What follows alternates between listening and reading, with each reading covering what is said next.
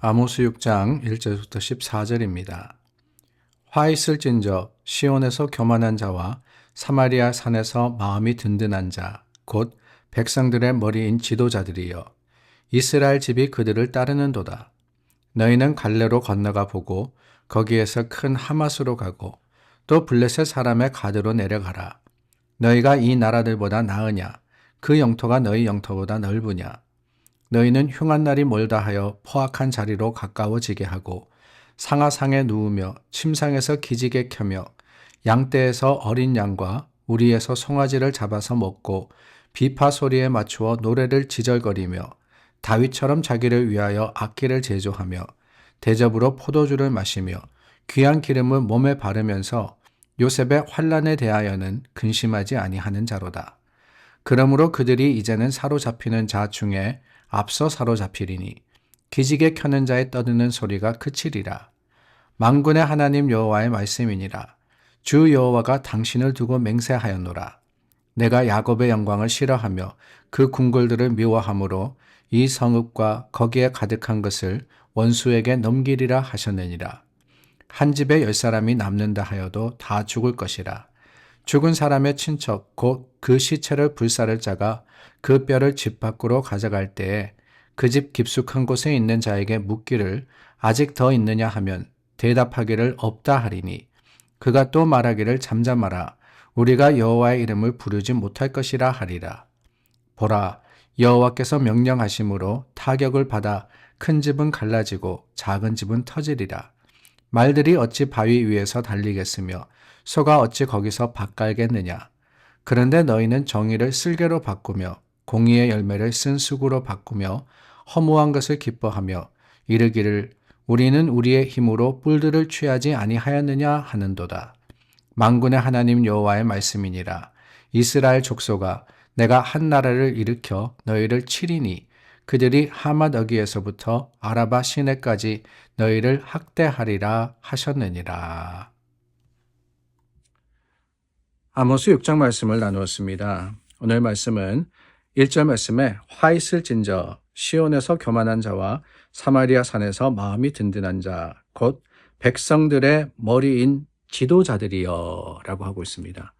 누구를 향해서 주시는 말씀이냐?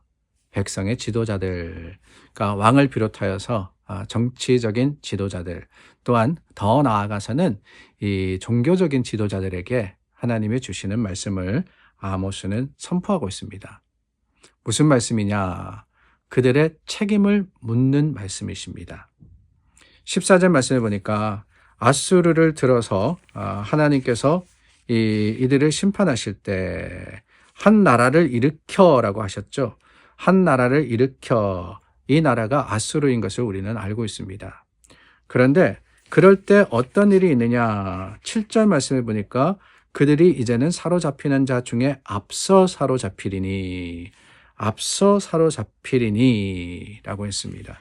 그러니까 아수르에게 나라가 멸망할 때 그 멸망의 직격탄을 누가 받느냐? 당연히 백성들도 고통스럽고 고난스럽지만은 더 큰 아픔과 더 큰 고통이 지도자에서부터 시작되어서 전해지리라 라고 하시는 것이지요. 다르게 표현하면은 지도자들이 책임 있는 사람이기 때문에 그들이 그 책임을 져야 된다라고 경고하시는 겁니다.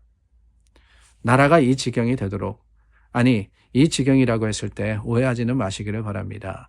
여러 번 말씀드렸지만은 이스라엘이 경제적으로나 아니면은 국력으로나 거기에 방위력도 있을 거고요. 우리가 이야기하는 력, 힘이라는 거 별의별 게 다 있지만은 어느 때보다 더 풍성하고 어느 때보다 더 강성할 때였습니다. 그러니까 어떻게 보면은 왕으로부터 시작해가지고 그 여로보암 2세가 41년 동안 다스렸다라고 말씀드리지 않았습니까? 왕으로부터 시작해서 신하에 이르기까지 모든 지도자들이 잘 하고 있었다. 그러니까 우리나라처럼 이제는 우리가 뭐죠? G8이라고 하나요? G7이 됐나요? 어디까지 갔는지 잘 모르겠는데 개발도상국에서 시작을 해가지고 여기까지 강성해지지 않았습니까? 그러니까 잘했다. 지도자들이 수고했다, 노력했다 라고 충분하게 이야기할 수 있는 그때였습니다. 그런데 하나님의 말씀은 딱 이 지도자들을 향해서 경고하시고 그들의 잘못을 꼬집으시더라라고 하는 거예요. 그 잘못이 뭐냐?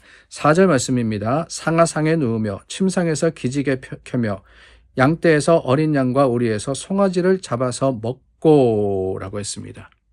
자, 이 말씀에 보면은 몇 가지가 나오는데 첫 번째는 상하상에 누우며라고 그렇게 표현이 되어 있죠. 상하상에 누우며. 자, 우리가 흔히 그렇게 표현할 때가 있습니다. 무슨 급한 일이 있을 때, 어려운 일이 있을 때 너는 어떻게 그렇게 잘 수가 있냐, 편안하게 잠이 오냐라고 하죠. 그렇지 않습니까, 여러분? 긴급한 일이 있을 때, 또한 어떠한 이 문제가 있을 때 잠을 들 수가 없어요. 날밤을 새울 때가 많습니다. 그런데 상하상에 누우며라고 했던 것은 그러한 긴박한 순간, 긴박한 필요에 무감각했다라는 의미를 가지고 있다는 거예요. 무감각. 그러니까 무슨 일이 있는지 또한 어떠한 잘못이 있는지를 전혀 모르고 있으니까 편안하게 발 뻗고 누워서 자는 거 아니겠습니까? 북이스라엘, 하나님이 선포하시는 그 말씀이 닿는 곳에 어떤 일이 있었습니까?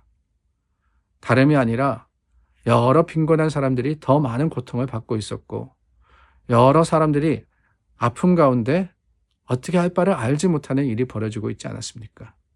누리는 사람들은 더 많이 누렸지만은 가지지 못하고 또한 낮은 곳에 있는 사람들은 더 힘든 그런 지경을 살아가고 있습니다.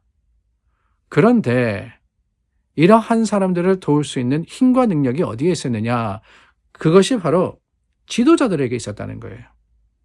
도울 수 있는 위치에 있는 사람들입니다. 그런데 그 사람들이 무감각하여서 발을 뻗고 잠만 자고 있다. 이것을 하나님이 지적하시고 계십니다. 그뿐이 아닙니다. 4절 말씀 뒷부분에 보니까 어린 양과 오리에서 송아지를 잡아서 먹고라고 했죠. 취하여서 먹는다라고 했습니다.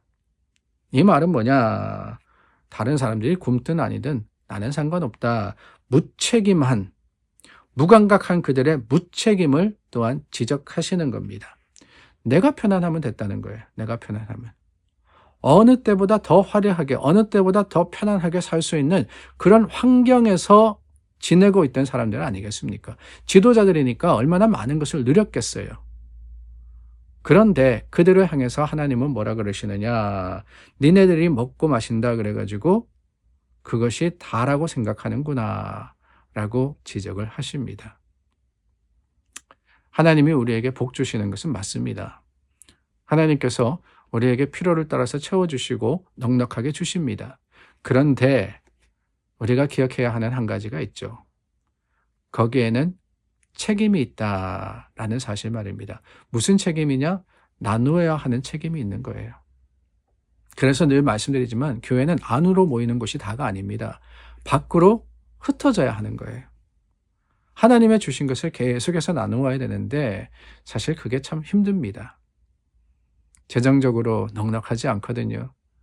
자꾸 안쪽에서 일이 생기거든요. 필요한 것들이 일어나지 않습니까? 그러다 보니까 그냥 우리 안에 있는 것, 교회 안에 있는 여러 가지 일들을 처리하고 해결해 나가는데 급급합니다.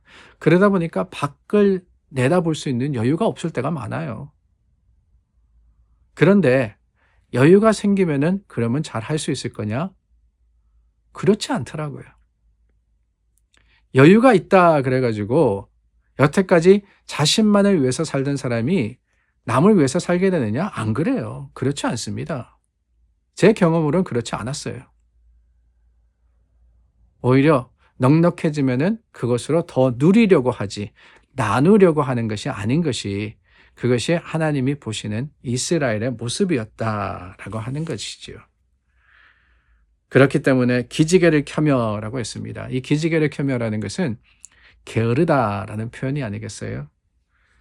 이러한 긴급한 사명과 사역이 있음에도 불구하고 마음 편하게 내 손에 있는 것만 바라봤던 이스라엘, 그 이스라엘과 그 지도자들을 하나님은 탓하고 계십니다.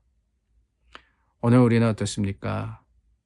우리 교회가 어느쯤 와 있나 항상 생각해 보게 됩니다. 코비드를 지나면서 또 뭐 여러 가지 이 작은 교회로서의 사역과 또한 일들을 하다 보니까 사실 큰 여유가 없는 것은 현실입니다. 그러나 여러분 기억하기를 원합니다. 지금 이때 나누지 못하면은 더 좋아져도 나누지 못합니다. 그렇기 때문에 우리에게 주신 것, 비록 적은 것이라 할지라도 그 적은 것의 일부라도 주님의 사랑을 나누기 위해서 사용할 때 그것이 풍성함이 된다는 사실을 기억하고 결단하는 교회가 될 수 있기를 바랍니다. 기도하겠습니다. 참 좋으신 하나님, 우리에게 주신 것 감사함으로 나누기를 다짐해 봅니다.